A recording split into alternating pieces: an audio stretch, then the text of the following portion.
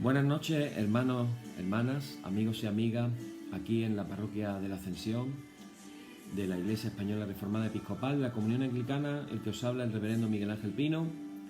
En nuestro oficio vespertino de cada día comenzamos un día más.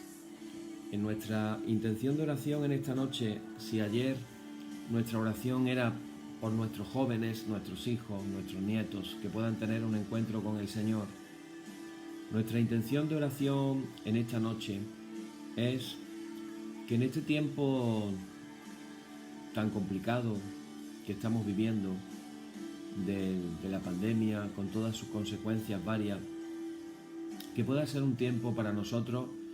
Me acordaba de ese salmo que dice en el Salmo 84, voy a leerlo, lo voy a leer, esa frase que dice, que es preciosa, el Salmo 84, versículo 6, que dice: atravesando el valle de lágrimas lo cambian en fuente. Cuando la lluvia llena los estanques, irán de poder en poder, verán a Dios en Sión. Está planteando el Salmo un panorama de el valle de lágrimas. Qué mejor manera de poder hablar ahora mismo de lo que se está viviendo con la pandemia, con tantísima gente contagiada, tantas personas que han fallecido en el mundo, tantas familias que han sido afectadas por la pérdida de seres queridos, por la pérdida de trabajo, etc. Un valle de lágrimas, esa es la realidad. Pero fijaros, me encanta lo que dice la palabra. Dice, atravesando el valle de lágrimas, lo cambian en fuente. La imagen es, por un lado, el valle de lágrimas, por otro lado, la fuente. La fuente que es la que da vida. En aquellos países donde el agua era algo tan importante, no era como nosotros que abrimos el grifo y sale el agua ya. Allí el agua había que ir a buscar a un pozo. Y tener un pozo cerca era una bendición tremenda, porque el pozo significaba la vida. Y el salmista nos está diciendo un cambio, de valle de lágrimas a la fuente. Cuando la lluvia llena los estanques. Y luego dice, irán de poder en poder, verán a Dios en Sión. Entonces nuestra intención de oración en esta noche, hermanos, es precisamente eso, que aunque estemos atravesando un valle de lágrimas, el Señor lo transforme en lo que dice aquí, que lo transforme en una fuente, que podamos ir de poder en poder y que podamos ver a Dios en Sión. Oremos, hermanos. Padre, en esta noche te agradecemos tanto por este tiempo que nos regalas cada día para poder estar en tu presencia tranquilos, en paz, aprendiendo más de ti. Queremos pedirte que estos versículos que hemos leído del Salmo 84 se cumplan en nuestra vida y que ese valle de lágrimas se pueda convertir en fuente. Que nos concedas la gracia de ver a Dios, que nos concedas la gracia de ir de poder en poder. Te lo pedimos todo por tu misericordia, en el nombre de Jesús. Amén. Amén, hermanos. Pues aquí vamos a dar comienzo a nuestro oficio en esta noche y comenzamos con nuestra liturgia diciendo, en el nombre de nuestro Señor Jesucristo sea luz y paz. Amén. Desde el nacimiento del sol hasta donde se pone, sea alabado el nombre del Señor, sea el nombre del Señor bendito desde ahora y para siempre. Oh Dios, cuyo nombre es bendito desde la salida del sol hasta su ocaso, llena de ciencia nuestros corazones y abre nuestros labios en tu alabanza, para que como eres bendito con el debido honor por todos los siglos, así seas alabado de oriente a occidente por todas las naciones. Amén. Por tu misericordia, oh Dios nuestro, que eres bendito y vives y gobiernas todas las cosas por los siglos de los siglos. Amén. Leemos el párrafo número 3 de nuestra liturgia que dice, ensálzate, oh Dios, sobre los cielos y sobre toda la tierra sea ensalzada tu gloria. Oíd el resumen que nuestro Divino Maestro ha hecho de los mandamientos de Dios. Amarás al Señor tu Dios con todo tu corazón, con toda tu alma y con toda tu mente. Este es el primero y el grande mandamiento. Y el segundo es semejante a este: amarás a tu prójimo como a ti mismo. De estos dos mandamientos pende toda la ley y los profetas. Y a nosotros, discípulos suyos, nos ha dado Jesús un mandamiento nuevo diciendo: este es mi mandamiento, que os améis los unos a los otros como yo os he amado. En esto conocerán todos que sois mis discípulos si tuvierais amor los unos con los otros. Oremos, hermanos. Señor Jesucristo, sin cuya ayuda nada podemos hacer, vive en nosotros y capacítanos con tu gracia para que llevemos mucho fruto y así demos gloria al Padre Celestial. Amén. Hermanos muy amados, reconociendo ahora con sinceridad cuán lejos estamos de haber cumplido la voluntad del Señor de una manera fiel, nos humillamos en su presencia y con un corazón con humildad, un corazón contrito, confesamos todas nuestras faltas y transgresiones, seguros de que Él va a oír nuestra súplica. Y oramos, hermanos, todos juntos diciendo: Padre omnipotente y misericordioso, la confusión y la vergüenza no nos deja levantar nuestro rostro en tu presencia. Por eso, con humildad y dolor de corazón, confesamos que nos hemos desviado de tu sendero y como ovejas perdidas hemos andado descarriados fuera de tus caminos. Hemos seguido desordenadamente las intenciones y deseos de nuestro propio corazón. Hemos roto tus santos mandamientos, además de no hacer lo que debíamos, hemos hecho lo que no estaba bien hacer. Por eso, Señor, ten misericordia de nosotros, pobres pecadores. Perdona, oh Dios, a los que confiesan sus culpas, restaura a los que se arrepienten según tus promesas declaradas a toda la humanidad en Jesucristo nuestro Señor. Amén. El Señor Jesucristo, que tiene la potestad de perdonar pecados sobre la tierra y que no desecha al pecador que a él acude para salud, oiga vuestros ruegos, perdone todos vuestros pecados y os conceda su Santo Espíritu para que vuestra vida sea de aquí adelante pura y santa hasta que seáis recibidos en el goce de su eterna gloria en las mansiones del Padre Celestial. Amén. El Señor sea siempre con vosotros. Decimos nuestra lauda durante el Adviento, que dice así: Hosana, bendito el que viene en el nombre del Señor, bendito el reino de nuestro Padre David, aleluya. Hosana al Hijo de David, hosana en las alturas, gloria y honor al Padre y al Hijo y al Espíritu Santo por los siglos de los siglos. Amén. Bien, hermanos, vamos ahora a abrir nuestra Biblia en el libro de los Salmos y vamos a leer, hoy vamos a leer el Salmo número,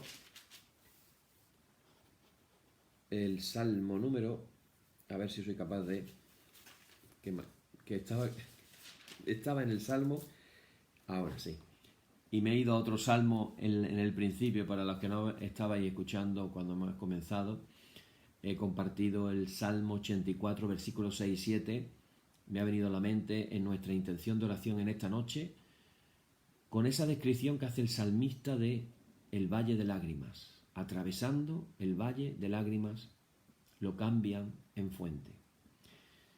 Vamos a leer ahora el Salmo 95, que es el que nos toca. Se titula, es un salmo muy bonito, muy conocido, se canta, es un salmo que se canta, y es el Salmo número 95, que dice así: Venid, aclamemos alegremente al Señor, cantemos con júbilo a la roca de nuestra salvación. Lleguemos ante su presencia con alabanza, aclamémosle con cánticos. Porque el Señor es Dios grande y Rey grande sobre todos los dioses, porque en su mano están las profundidades de la tierra y las alturas de los montes son suyas. Suyo también el mar, pues Él lo hizo y sus manos formaron la tierra seca. Venid, adoremos y postrémonos, arrodillémonos delante del Señor nuestro Hacedor, porque Él es nuestro Dios, nosotros el pueblo de su prado y ovejas de su mano. Si oyeres hoy su voz, no endurezcáis vuestro corazón como en Meriba, como en el día de Masá en el desierto, donde me tentaron vuestros padres, me probaron y vieron mis obras. 40 años estuve disgustado con la nación y dije: pueblo es que divaga en el corazón y no han conocido mis caminos. Por tanto, juré en mi furor que no entrarían en mi reposo. Gloria y honor al Padre y al Hijo y al Espíritu Santo, por los siglos de los siglos. Amén. Bien, pues después de este salmo maravilloso, precioso, vamos a seguir con nuestro estudio acerca de esta aproximación que estamos haciendo a Jesús. En primer lugar, desde un punto de vista histórico. Esto me gusta repetirlo.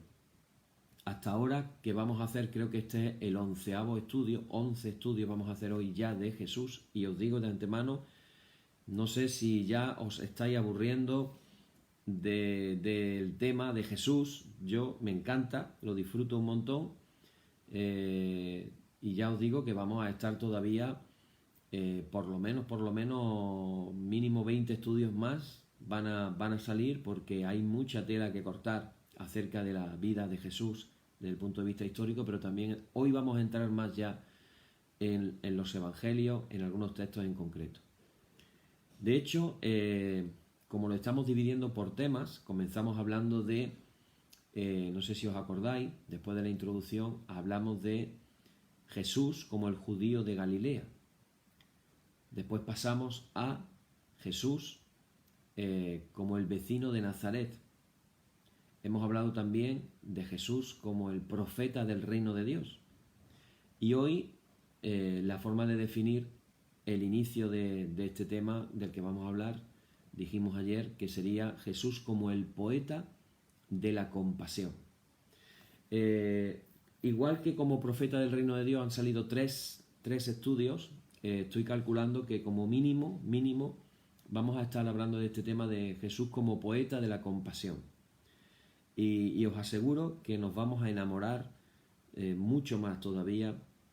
Cuando terminemos este tema nos vamos a enamorar mucho más todavía, porque de verdad tenemos tantos motivos para enamorarnos de Jesús que ahora vamos a tener más todavía. Bueno, comenzamos hablando de Jesús como un poeta, como el poeta de la compasión. Vais a entender en breve por qué se define de esta manera. La verdad es que es todo un misterio. Es un misterio. Es un misterio el hecho de que Jesús, habiendo sido el profeta del reino de Dios, como venimos hablando, resulta de que el hombre no explica de una forma directa cuál es su experiencia del reino de Dios. No nos explica de forma directa. Y como ya venimos comentando, no utiliza el lenguaje de los rabinos o los escribas para dialogar con los campesinos de Galilea. Tampoco sabía hablar con el estilo solemne de los sacerdotes en Jerusalén. En realidad, Jesús acude al lenguaje, por eso decimos poeta de la compasión, porque Jesús acude al lenguaje de los poetas. De hecho, no sé si lo sabéis, pero uno de sus escritos, que él no escribió, lo escribió en concreto, lo escribió Lucas, en el Evangelio de Lucas, la famosa parábola del hijo perdido, que yo siempre que digo hijo perdido, inmediatamente rectifico y digo, la parábola debería de llamarse del padre bueno, que es para mí el protagonista, el centro de la historia, no el hijo. Ese trozo de literatura, por si no lo sabíais, está considerado como una de las obras maestras de todas las literaturas de todos los tiempos. O sea que los evangelios no solamente tienen un mensaje espiritual, y el mensaje de esa parábola que lo vamos a compartir es maravilloso, sino que además, desde el punto de vista de la literatura, es que Dios hace las cosas bien cuando elige quién va a escribir y también inspira para que escriba de la manera que Él quiere que finalmente terminen saliendo las cosas. Jesús, poeta de la compasión, con creatividad realmente inagotable. Lo que Jesús plantea es completamente nuevo. Nadie antes había dicho cosas semejantes. Inventa imágenes, concibe metáforas bellísimas, sugiere comparaciones preciosas y sobre todo lo que mejor va a hacer, y nadie lo había hecho como él hasta su época, y tardarían todavía bastantes años los rabinos judíos para comenzar a utilizarlo, es el uso que hace de las parábolas, que es lo que cautiva a sus oyentes. Sus oyentes quedan cautivados y no quedan, vamos a decirlo de esta manera, no se quedan pasivos ante lo que escuchan. El lenguaje de Jesús, cuando empezamos a entenderlo, nos vamos a dar cuenta de que es un lenguaje inconfundible. Solo Jesús hablaba de esa manera. Porque en sus palabras no hay nada artificial, no hay nada forzado, todo es claro, todo es sencillo. Muy importante, él no necesita recurrir a ideas abstractas, frases complicadas, él está comunicando lo que vive. Cuando uno, por ejemplo, se pone a estudiar filosofía y empieza vamos a empezar con los griegos, Sócrates, Platón, Aristóteles, etcétera, uno tiene que pararse mucho porque muchas de las ideas y de las cosas que dijeron no las captas a la primera. Te tienes que parar, te tienes que pensar bastante, tienes que tener un pensamiento abstracto, un pensamiento matemático. No todos tienen la capacidad de abstracción ni la capacidad de pensar matemáticas. Por eso el bachillerato tiene dos posibilidades, letras o ciencia. Y por eso decíamos los que hacíamos ciencia en nuestra época, que el que vale, vale, y el que no, a letras. Decíamos los que hacíamos ciencia, ¿verdad? Bueno, es un medio chiste lo que acabo de hacer, pero es una realidad. Si no tienes capacidad de pensamiento matemático abstracto, te va a costar mucho trabajo el tema de la filosofía. Otra cosa es que tú quieras aprendértela de memoria, pero no la vas a entender en absoluto. Bueno, pues nos encontramos a un Jesús que no recurre a ese pensamiento filosófico abstracto, complicado, con frases rebuscadas y frases que tienes que pensar 5 veces para tratar de captar el sentido de esa frase. Lo de Jesús es simple, Él está comunicando su experiencia, Él está comunicando lo que vive. Y su palabra realmente se transfigura cuando habla de Dios a aquella gente del campo. Necesita enseñarles, esto es muy importante, hermano, y esto no lo podemos aplicar a nosotros hoy. En la medida que nosotros estamos compartiendo lo que Jesús vivía, lo que queremos también es que lo traigamos a nuestros días y podamos vivirlo nosotros también. Jesús necesita enseñarle la vida de otra manera. Esto es muy importante. ¿Y cuál es esa manera nueva de mirar la vida? Pues todo comienza con una sencilla frase categórica. Dios es bueno. Jesús vive a su Padre como un Dios bueno. Dios es bueno. Su bondad lo llena todo. Su misericordia está ya irrumpiendo en la vida. Y en toda Galilea, la que se refleja en su lenguaje, con sus trabajos, sus fiestas, sus cielos, sus estaciones, sus rebaños, sus viñas, sus siembras, sus ciegas, con ese hermoso lago, con la población de sus pescadores y campesinos. Jesús va a tratar a veces de que miren la vida de una manera nueva, que fijen sus ojos y ahonden en la experiencia. En el fondo de la vida se puede encontrar a Dios. Esto nos lo enseña Jesús. A veces pensamos que para encontrar a Dios uno tiene que ir a una iglesia, uno tiene que rezar unas oraciones o uno tiene que leer la Biblia. Pero Jesús nos enseña que en la vida, cuando tú sales a la calle de tu casa, empiezas a andar en tu trabajo, en las cosas que ves, ahí, en la vida misma, tú puedes encontrar a Dios. Fijaros qué palabra más bonita. Dice Jesús, mirad los cuervos. No siembran ni cosechan, no tienen despensa ni granero, y Dios los alimenta. Mirad los cuervos, que Dios los alimenta. ¿Cuánto más valéis vosotros que los pájaros? Le dice Jesús.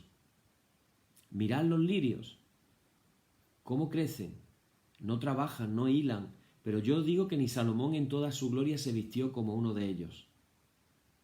Si a la hierba del campo que hoy existe y mañana es arrojada al fuego, Dios la viste así, ¿cuánto más a vosotros, hombres y mujeres de poca fe? ¿Qué está diciendo Jesús? Está diciendo, mirad, fijaros, poner atención, daros cuenta. Si eso hace Dios con los pájaros, Eso hace Dios con los lirios y vosotros valéis mucho más. ¿Cuánto más no os va a bendecir a vosotros si verdaderamente creéis? Así que, hermano, luego se fijan los gorriones. Los pájaros que eran los, bueno, como también en España, un país mediterráneo, los pájaros más pequeños de Galilea, y otra vez le sugiere pensar en Dios cuando mira a los gorriones. Los gorriones los vendían en el mercado, posiblemente en alguna aldea, pero Dios no los olvida. Y dice Jesús estas palabras, dice, no se venden 2 gorriones por un as, pues ni uno cae en la tierra sin el consentimiento de vuestro Padre. Hasta los cabellos de vuestra cabeza están todos contados. No tengáis miedo. Vosotros valéis más que una bandada de pajarillos. No tengáis miedo. Hoy ponía yo en mi Facebook una frase en inglés donde dice, la traducción dice básicamente que esa frase dicha por Dios, no tengáis miedo, aparece 365 veces en la Biblia. Y uno dirá, ¿eso es casualidad? Que Dios nos diga, no tengáis miedo, aparezca 365 veces, quiere decir que es como que Dios nos estuviera diciendo que todos los días cuando salgas de tu casa, te levantes de la cama, no tengas miedo, no tengas miedo. Y lo dice Dios. ¿Y por qué lo dice Dios? Porque Él cuida de nosotros, Él quiere cuidar de nosotros. Así que, ¿cómo ve Jesús a Dios? Lo ve como un Dios bueno. Dios es bueno. A Jesús, de verdad que no le hacen falta muchos argumentos para mostrarnos eso. ¿Cómo no va a ser mejor que nosotros? En alguna ocasión, hablando con un grupo de padres y madres, les piden que se recuerden su propia experiencia y les dice estas palabras. ¿Hay acaso alguno entre vosotros que cuando su hijo le pide pan le dé una piedra o si le pide un pez le dé una culebra? Pues si vosotros siendo malos sabéis dar cosas buenas a vuestros hijos, ¿cuánto más vuestro Padre que está en los cielos dará cosas buenas a los que se las pidan? Nuestro Padre que nos quiere dar cosas buenas. Aquí me gustaría abrir un paréntesis, salirme un poquito del tema y, como hacemos en todos los estudios, decir, Padre, concédenos la gracia de tener el corazón abierto para recibir las cosas buenas que tú nos quieres dar. Dios nos quiere dar cosas buenas. Abramos nuestro corazón, pidámoselas, esperémoslas, porque Él nos las quiere dar de verdad. Él es ese Padre bueno, mucho más bueno que nosotros. Así que, hermanos, si os dais cuenta, estamos hablando de un lenguaje poético. Un lenguaje con el que Jesús utiliza para hablar de Dios. Un lenguaje, además, que no le es desconocido al mundo de los campesinos. También los profetas, Oseas, Isaías, Jeremías, habían hablado de una manera parecida. De hecho, en la poesía resulta que se encuentra la fuerza más vigorosa para transmitir la palabra de Dios, para despertar los corazones hacia el misterio del Dios vivo. Lo que le resulta más original, lo más sorprendente, son las parábolas que Jesús cuenta mientras les muestra los campos sembrados de Galilea o les pide fijarse en las redes llenas de peces que los pescadores de Cafarnaúm van sacando del lago. Y si nos paramos a pensar, hasta que llega Jesús, cuando leemos hacia atrás en la Biblia, no es fácil encontrar en las Escrituras relatos que nos hagan recordar o hacer pensar en algo parecido a lo que Jesús hizo. No existe en la Escritura, hermano. Esas parábolas que Jesús nos cuenta son parte de la novedad del Evangelio. En los Evangelios se cuentan aproximadamente la cifra de 40 parábolas, con un relato más o menos desarrollado. junto también a unas 20 y tantas imágenes y metáforas que se han quedado como un esbozo, como un apunte de parábola, es decir, como casi que iba a iniciarse una parábola y se ha quedado ahí como una metáfora nada más. Son solo una muestra reducida de todas las que a lo mejor pronunció Jesús, porque recordar que ni están mencionados todos los milagros que Jesús hizo, ni están mencionadas todas las palabras que Jesús dijo, sino solamente algunas palabras escogidas, algunos milagros escogidos, pero no todo. Ya Juan dijo en su Evangelio, si hubiéramos escrito todo lo que Jesús dijo o hizo, no habría libros en el mundo para poder escribir todo lo que Jesús hizo. Daros cuenta de que a Jesús, por poner un ejemplo, le traían los enfermos y en algunas ocasiones la Biblia dice que los sanaba a todos. A todos los sanaba. Y ahora cuando tú lees el Evangelio de Juan, descubres 7 milagros. Nada más.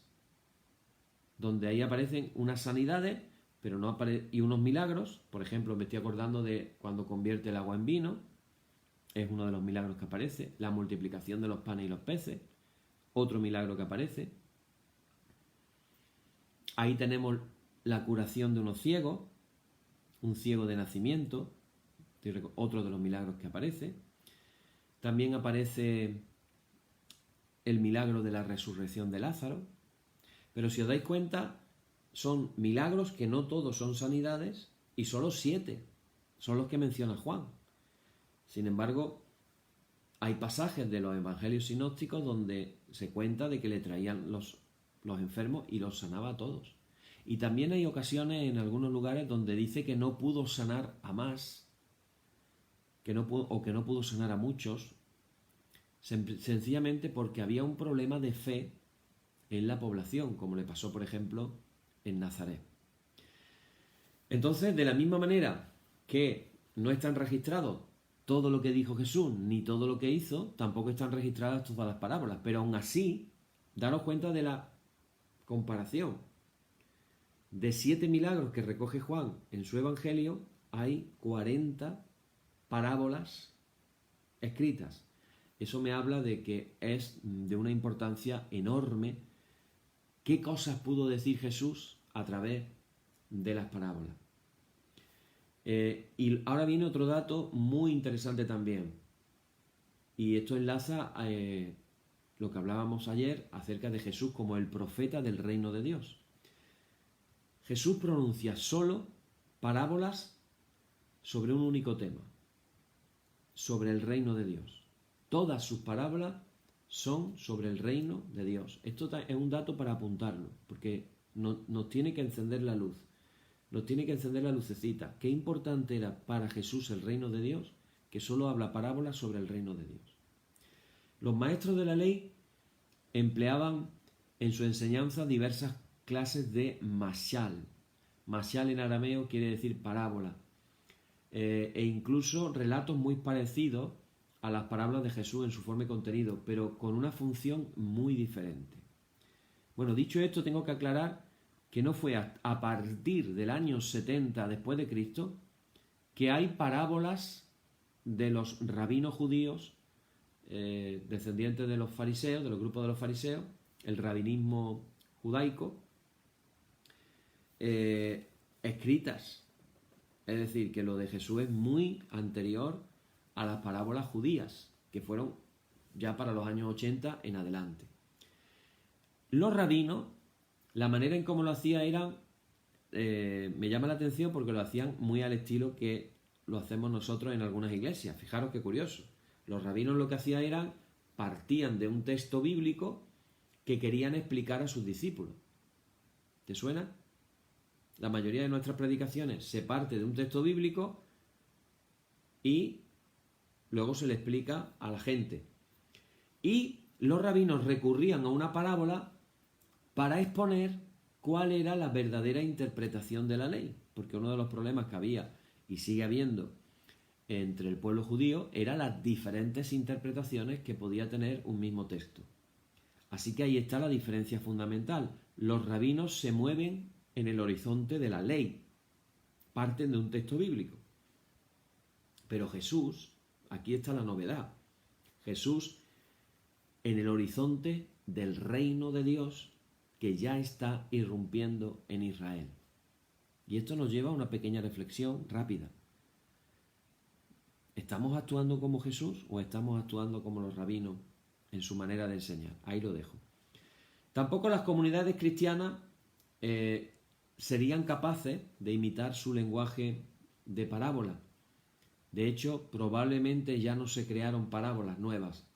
Lo que hicieron las primeras generaciones cristianas normalmente fue aplicarlas a su propia situación. A veces se reinterpretaba su contenido original, otras la convertían en algo así como historias ejemplares, y la tendencia que hubo, esto sí es importante decirlo, fue atribuir un carácter alegórico a algunos relatos que en la boca de Jesús sencillamente eran parábolas. Y sobre todo a partir del siglo II, en la escuela de Alejandría, estamos hablando de Panteno, Clemente de Alejandría, Orígenes, ahí surge el boom de la alegoría y lo alegorizan todo. Y a partir de ahí la Iglesia se pasaría siglos interpretando la Escritura de una manera alegórica. Bueno, Jesús, fijaros qué curioso, ni siquiera compuso alegorías. El lenguaje de la alegoría era demasiado complicado para los campesinos de Galilea. De hecho, él explica solo una de las parábolas, la parábola del sembrador, donde él explica qué significado tiene cuando la semilla cae en el camino, cuando cae en las malas hierbas, en los cardos, cuando cae en la roca y cuando cae en la buena tierra. Y Jesús explica, pues cuando pasa esto es por esto, cuando pasa lo otro es por lo otro. Pero básicamente esa es la poquita explicación que nos da. Tenemos que tener en cuenta que Jesús cuenta parábolas que van a sorprender a su gente, la van a sorprender por su frescura, porque eran muy sencillas, muy vivas y muy penetrantes. No es muy difícil ver dónde está la diferencia entre una parábola y una alegoría. Parece que estamos en clase de literatura, pero es importante que esto lo podamos entender. Vuelvo otra vez. Daros cuenta. En una parábola, cada detalle del relato se ha de entender en su sentido propio y habitual. Volvemos otra vez que hemos sacado el ejemplo de la parábola del sembrador. En una parábola, ¿el sembrador quién es? Un sembrador. La semilla es una semilla, el campo es el campo, así, tan simple. Pero cuando nos metemos en el terreno de la alegoría, entonces cada elemento del relato va a encerrar un sentido que se le da, que es un sentido figurado. Por ejemplo, en ese caso el sembrador es el Hijo del Hombre, así lo explica Jesús. El campo es el mundo. La buena semilla son los hijos del reino. La cizaña, los hijos del maligno. Por eso la alegoría siempre tiene un tono sutil, un tono artificioso, si no se conoce de antemano la clave para descifrar su significado. Entonces se puede convertir incluso en un lenguaje enigmático. Y a Jesús no le iba en realidad esta manera de hablar. Y esto nos lleva a la pregunta del millón. La pregunta es, ¿para qué cuenta Jesús sus parábolas? ¿Para qué? ¿Por qué cuenta Jesús sus parábolas? Y claro, estamos hablando de que Jesús realmente era un maestro en el arte de componer relatos bellísimos. Ya hemos hablado de la parábola del Padre Bueno, pero no lo hace para recrear los oídos de quienes le escuchan o para alegrar el corazón de aquellos campesinos. Tampoco está en ningún momento él cuenta una parábola para ilustrar, como hacían los rabinos. La parábola en Jesús no es una ilustración. Eso lo podemos entender. Cuando se habla de enseñar la homilética, uno de los elementos que se habla para lo que es la predicación son las ilustraciones que ayuden a comprender más lo que es la enseñanza que se está dando. Aquí no se trata de una ilustración la parábola. Aquí no estamos hablando de enseñanzas elevadas que en realidad sus oyentes nunca lograrían comprender. en realidad sus parábolas no tienen una finalidad, diríamos de esta manera, propiamente para enseñar. Esa no es la finalidad de las parábolas. Lo que Jesús está buscando no es transmitir nuevas ideas. ¿Te suena eso a veces lo que parece en las predicaciones? A ver quién transmite algo nuevo, a ver quién transmite una nueva idea. Y en el caso del YouTube, a veces ves que esas nuevas ideas están locas, perdidas, no tiene ningún sentido, ni bíblico, ni de ningún tipo. ¿Qué busca entonces Jesús? ¿Para qué cuenta las parábolas? Jesús lo que está buscando es poner a las gentes en sintonía con experiencia que estos pescadores o campesinos ellos conocen en su propia vida y que les van a poder ayudar para abrirse al reino de Dios. Ese es el objetivo que Jesús tiene. Poner en sintonía a la gente para que intuyan, para que vean qué puede ser el reino de Dios y puedan abrirse al reino de Dios. Esa es la idea que Jesús tiene. Por eso dice lo que dice y por eso cuenta las parábolas que cuenta. Daros cuenta de que con las parábolas Jesús se diferencia nuevamente de Juan el Bautista. Juan el Bautista nunca cuenta parábolas en el desierto.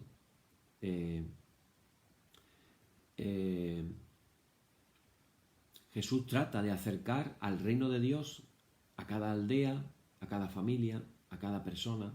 Acordaros que Juan el Bautista se queda quieto en el desierto, esperando que venga la gente a convertirse, y Jesús hace todo lo contrario. Jesús va de aldea en aldea recorriendo los caminos para llevar la buena noticia. Por medio de estas parábolas, estos relatos que son cautivadores, lo que Jesús está haciendo es remover los obstáculos. Está removiendo obstáculos, está eliminando resistencia en la gente para que puedan abrir su corazón a la experiencia de Dios. Ese Dios que, como comenzó su predicación, está llegando a sus vidas. Así que hay que ver cada parábola como una invitación. Jesús a través de las parábolas está invitando de una manera apremiante a pasar de lo que era un mundo viejo, un mundo convencional, un mundo desgastado sin apenas horizonte, para plantear un país nuevo, lleno de vida. Que Jesús, Él ya vive, Jesús ya lo está experimentando con su Padre y al que Él le llama el reino de Dios. ¿Qué están haciendo entonces las parábolas? Eliminar obstáculos, para que la gente, es como, imaginaros, abriéndose paso en mitad de una selva, abriendo caminos para llegar a un lugar maravilloso, un lugar donde poder vivir en condiciones, y ese lugar es el reino de Dios. Así que estos afortunados, campesinos, pescadores, están escuchando sus relatos como una llamada a entender, a experimentar la vida de una manera completamente diferente. A experimentar la vida, y esto es lo maravilloso, hermano, a experimentar la vida que Jesús mismo está experimentando. Y esto nos lleva a que tenemos que centrarnos en la figura de Jesús. ¿Qué vida vivió Jesús? ¿Queremos vivir la vida que vivió Jesús? ¿Queremos tener las experiencias que tuvo Él? ¿Queremos darnos cuenta de cómo Jesús tenía esa relación de amor con su Padre? ¿Las experiencias que Él vivió? Con las parábolas de Jesús, lo que viene a suceder es algo que no se producirá nunca en esas minuciosas explicaciones que hacen los maestros de la ley. Porque lo que Jesús hace es hacer presente la vida de Dios, irrumpiendo en la vida de sus oyentes. Qué maravilloso sería si a través de los estudios que estamos compartiendo pudiéramos experimentar esa vida de Dios haciéndose presente en medio de nosotros. que estos estudios, hermanos, puedan ser unos oasis de experiencia de Dios, que en nuestras casas podamos sentir esa vida de Dios en medio de nosotros. Ojalá que podamos experimentar eso. Así que las parábolas de Jesús a la gente le hacen pensar, le hacen sentirse conmovidos, tocan su corazón, y son parábolas que le están invitando a abrirse a Dios. Que nosotros, al escuchar acerca de estas parábolas, nos identifiquemos con esos campesinos. Hemos dicho, tenemos que poner la imaginación de pensar que estamos en aquellos días.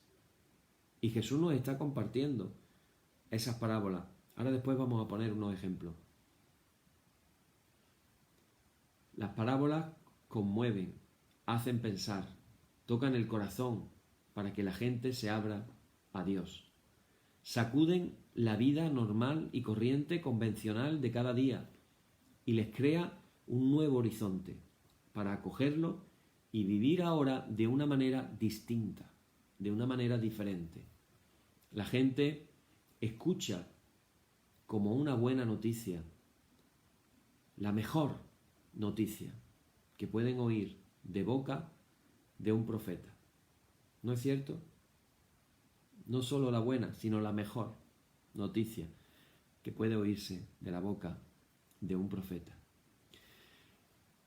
Y eso que Jesús no explica el significado de sus parábolas, no las explica, ni antes ni después de contarlas. No recapitula su contenido, no lo aclara recurriendo a otro lenguaje o a otras ideas. Entonces queda la parábola sola, de manera individual, que es la que tiene que penetrar con fuerza en la persona que escucha. Por eso Jesús tiene una costumbre. Termina la parábola y dice estas palabras: quien tenga oídos para oír, que oiga. O el que tenga oídos para oír, que oiga. Con esa termina, no explica. Ahí se queda. Ni lo explica antes, ni lo explica después. Ahí se queda su mensaje abierto. Abierto a todo el que quiera escuchar. Y esto nos lleva a otra oración en esta noche. Que podamos decirle al Señor: Señor, dame la gracia de que yo sí quiera escuchar tu mensaje. Dame la gracia de que yo sí me abra a la buena noticia. Que yo sí quiera escuchar lo que tú me tienes que decir. Que el Señor nos dé esa gracia de abrirnos a su palabra. Que el Señor nos dé la gracia de no tener los corazones de piedra, sino corazones de carne. Los corazones donde pueda ser sembrada la buena semilla y pueda dar el fruto para el cual Dios la esté enviando. Ahí está el mensaje. No es algo misterioso, esotérico, enigmático. No es nada de eso. Es una buena noticia que pide ser escuchada.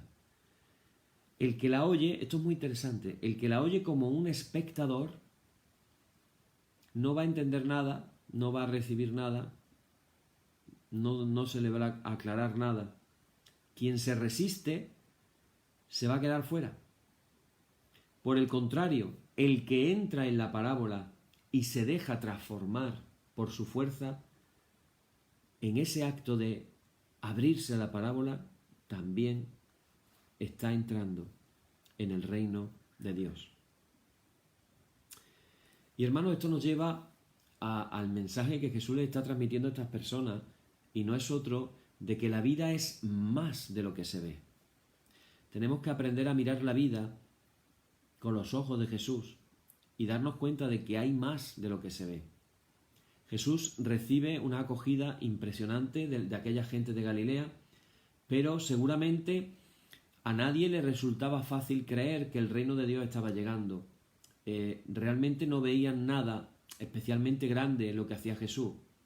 Los judíos todavía, acordaron que en una ocasión le piden a Jesús una señal, y había liberado endemoniados, había sanado enfermos, había hecho milagros, y todavía le piden una señal. Es como decir, pues no es suficiente lo que has hecho para nosotros, no es nada espectacular. Entonces, claro, ellos ¿en qué estaban pensando? En aquellas señales espectaculares de las que habían hablado, recordáis, los escritores apocalípticos. Entonces, claro, ¿dónde podía verse en el ministerio de Jesús esa fuerza terrible de Dios que hablaban aquellos escritos? ¿Cómo podía asegurarle Jesús que el reino de Dios estaba ya entre ellos? Así que Jesús les tuvo que enseñar. Les tuvo que enseñar a captar la presencia salvadora de Dios de otra manera. Y comenzó sugiriendo que la vida es más de lo que se ve. Tenemos que pedirle al Señor que nos dé la gracia de abrirnos nuestros ojos y ver de la misma manera que veía Jesús. Porque mientras nosotros vamos por la vida de manera distraída, hay algo misterioso que está sucediendo en el interior de la existencia. Los que son hermanos que pertenecen a la parroquia de la Ascensión saben que yo en más de una ocasión he compartido acerca de que existen dos mundos, igual de reales los dos. El mundo espiritual que no vemos y el mundo material que sí vemos. Jesús está tratando de enseñarles a que sean conscientes de que no todo lo que se ve es lo que hay algo más, que es el mundo espiritual. Así que, fijaros qué curioso que Jesús le muestra en los campos de Galilea, cuando ellos van andando por el camino sin ver nada especial, van por ahí andando, pero Él les dice, algo está ocurriendo bajo esas tierras que transformará la semilla sembrada en una hermosa cosecha. Lo mismo sucede en sus casas. Mientras discurre la vida cotidiana de la familia, resulta de que algo está sucediendo misteriosamente en esa masa de harina que la preparan al amanecer las mujeres, y pronto todo el pan queda fermentado. Y así sucede con el reino de Dios. La fuerza salvadora ya está actuando en el interior de la vida, transformándolo todo de una manera misteriosa. ¿Será la vida como la ve Jesús? ¿Estará Dios actuando calladamente en el interior de nuestro propio vivir? ¿Estará realmente ahí el secreto último de la vida? Que Dios actúa donde no vemos, pero está ahí actuando y tiene el control de todas las cosas. Podemos decir, con esto voy a terminar porque la verdad, hoy el tiempo a mí se me ha pasado rapidísimo, no sé a vosotros, pero acabo de mirar el reloj y yo pensaba que estaba apenas empezando 5 minutos y se nos ha pasado prácticamente la hora. Así que me disculpáis, queda poquito, pero quiero decir estas últimas palabras. Es posible que la parábola que más desconcertó a todos fuera la parábola de las semillas de mostaza. Fijaros lo que dice Jesús. Dice, con el reino de Dios sucede como con un grano de mostaza. En otras versiones dice, ¿a qué compararemos el reino de Dios? Así comienza diciendo Jesús. ¿A qué compararemos el reino de Dios? Y entonces dice, el reino de Dios es como un grano de mostaza. Es más pequeña que cualquier semilla que se siembre en la tierra, pero una vez sembrada, crece y se hace mayor que todos los arbustos, y echa ramas tan grandes que los pájaros del cielo anidan a su sombra. El reino de Dios es como una semilla de mostaza. Jesús podía haber hablado, ojo al dato, Él podía haber hablado a los israelitas, a los galileos, les podía haber hablado de una higuera, de una palmera, de una viña, como sí lo había hablado el Antiguo Testamento. La higuera, la palmera, la viña. El justo florecerá como la palmera, dice el Salmo. Dice el profeta, aunque la higuera no dé su fruto, con todo yo me alegraré en el Señor. En el profeta Isaías capítulo 5 habla de que Dios plantó una viña. Así que para ellos hablar de higuera, hablar de viña, hablar de palmera era lo normal. Y Jesús sale con un grano de una semilla de mostaza. Una semilla de mostaza. Así que, ¿cómo se quedaron los que escucharon esa parábola? El reino de Dios es como una semilla de mostaza. de manera sorprendente es que Jesús elige intencionalmente esa semilla que se consideraba proverbialmente, como un proverbio, se consideraba la más pequeña de todas. El tamaño, para que nos hagamos una idea de la semilla de mostaza, es, así lo vamos a entender, sobre todo las mujeres más que los hombres, si no utilizamos mucho las cosas de coser. El tamaño es equivalente a la cabeza de un alfiler. Ese es el tamaño de la semilla de mostaza. Pero el mismo Jesús dice que se convierte con el tiempo en un arbusto que puede llegar a medir 3 o 4 metros. Porque claro, cuando decimos arbusto, uno no se imagina tampoco algo muy alto, pero el arbusto puede llegar a medir de 3 a 4 metros. Eso ya no es un arbusto tan pequeño, ¿verdad? Y en abril, allí en Israel, se cobijan pequeñas bandadas de jilgueros muy aficionados a comerse los granos de la mostaza. Es una escena que los campesinos podían contemplar cualquier atardecer. Bueno, ¿qué ocurre? Pues que el lenguaje de Jesús es un lenguaje desconcertante y sin precedentes. Porque todos estaban esperando la llegada de Dios como alguien grande y poderoso. Se recordaba de manera especial la imagen del profeta Ezequiel, que hablaba de un cedro magnífico plantado por Dios en una montaña elevada y excelsa, que echaría ramaje y produciría fruto, sirviendo de abrigo a toda clase de pájaros y aves del cielo. Sin embargo, Jesús escoge otra metáfora. Jesús escoge la metáfora del reino de Dios, no es el cedro, que hace pensar en algo grande y poderoso, sino la mostaza, que sugiere algo débil, insignificante, pequeñito. Y claro, esa parábola les tuvo que llegar muy adentro. ¿Cómo podía comparar Jesús el poder salvador de Dios con un arbusto salido de una semilla tan pequeña? Había que abandonar entonces eso que decía el Antiguo Testamento, que hablaba de un Dios grande y poderoso.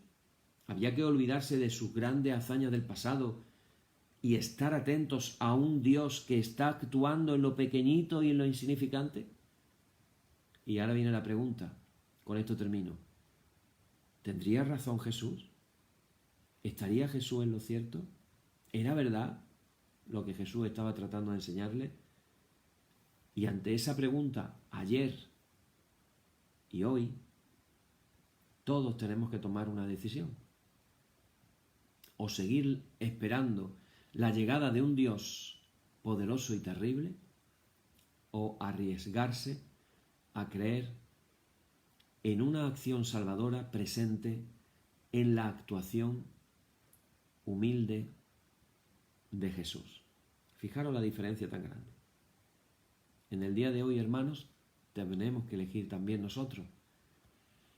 Hay quien está esperando una segunda venida del Señor como ese Dios justiciero y vengativo que va a poner a cada uno en su sitio. Y ahí se van a enterar los malos.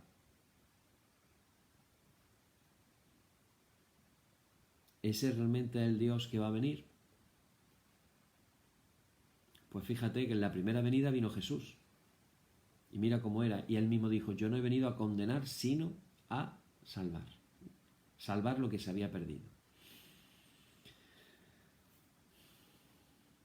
Hoy estaba haciendo mis oraciones y me ha venido una idea muy interesante. Estamos siempre hablando de la segunda venida.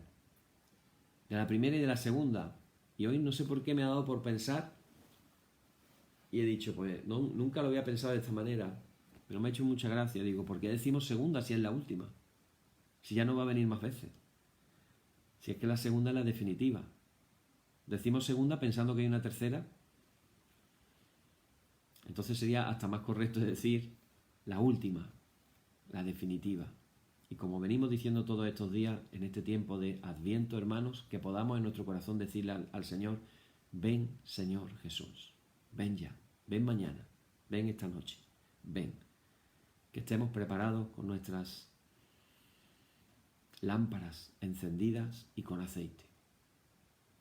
Mañana vamos a seguir con más porque ya he anticipado que el estudiar a Jesús como el poeta de la compasión nos va a durar varios estudios.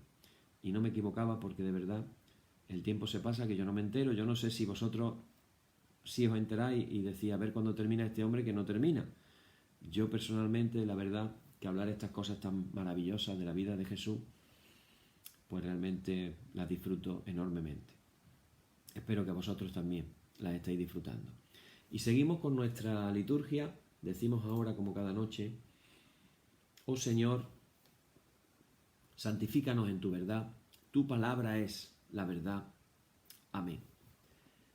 Y ahora sí, nos identificamos con millones de cristianos por todo el mundo y vamos a hacer la oración que el Señor nos enseñó a todos nosotros, y nos conectamos también con Jesús mismo al decirla de una manera muy especial. Así que decimos: Señor, ten misericordia de nosotros. Cristo, ten misericordia de nosotros. Señor, ten misericordia de nosotros.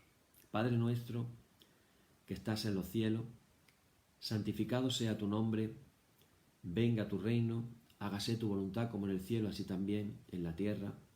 El pan nuestro de cada día, dánosle hoy, y perdónanos nuestras deudas, así como nosotros perdonamos a nuestros deudores, y no nos dejes caer en la tentación, mas líbranos del mal. Amén. Líbranos del mal y confírmanos en tu temor con toda obra buena, oh Trinidad, Dios nuestro, que eres bendito y vives y gobiernas todas las cosas por los siglos de los siglos. Amén. Señor, muéstranos tu misericordia y danos tu salud. Llena a tus ministros de virtudes y da alegría a tu pueblo escogido. Acuérdate siempre de esta congregación y de todas las congregaciones en el mundo que tú has poseído desde el principio. Oh Dios, purifica nuestros corazones y no quites de nosotros tu Santo Espíritu. Por la tarde, de mañana y al mediodía, justo es, oh Señor, que te alabemos. Señor Dios omnipotente, que de la tarde, la mañana y el mediodía has hecho un día solo y has mandado al sol que conozca su ocaso, abre, te rogamos, las tinieblas de nuestros corazones, y brillando tú en ellos te conozcamos como Dios verdadero y luz eterna. Amén. Por tu misericordia, oh Dios nuestro, que eres bendito y vives y gobiernas todas las cosas por los siglos de los siglos. Amén. Hermanos y hermanas, en el nombre de Jesucristo nuestro Señor, terminemos con paz. Gracias sean dadas a Dios. Amén. Y la paz que al subir a los cielos dejó Jesús a sus discípulos sea siempre con vosotros en toda su plenitud, y la bendición de Dios el Padre omnipotente y del Hijo y del Espíritu Santo descienda sobre vosotros y more en vosotros eternamente. Amén. Bien, hermanos, pues mañana seguiremos con la siguiente parte de nuestro estudio de Jesús como el poeta de la compasión. Acordaros que estamos dejando grabada la clase en el Facebook y que también lo estamos dejando guardado en el YouTube. Ahí están todos los estudios. Si alguna persona quiere también ver los estudios que hay en el YouTube, pues en comentarios vamos a dejar la página del YouTube y ahí puedes ver todos los estudios que estamos haciendo cada noche. Además, estamos el secretario del seminario teológico en el que yo soy jefe de estudio está haciendo el trabajo de para que la gente pueda escuchar más los estudios cuando ya están grabados y poderlo escuchar en cualquier momento sin que sea vídeo. Lo está guardando en formato de audio y solamente la parte que es el estudio, para que si queréis volver a repetir, escuchar los estudios, pues podáis escucharlo. Ya pasaremos también el enlace por si alguna persona pues quiere solamente escuchar la parte de audio y está en su casa, se pone sus cascos y puedes escuchar el estudio. No tienes por qué estar viendo el vídeo y sí puedes estar escuchando lo que es la enseñanza. Espero que sea una herramienta más para podernos conectar más con el Señor. Que el Señor nos conceda la gracia de que nuestro corazón se abra a las parábolas, al reino de Dios, queramos parecernos más a Él y que en estos estudios que estamos haciendo, Él pueda ir poco a poco también transformando nuestras vidas. Que el Señor os bendiga y mañana continuamos. Hasta mañana.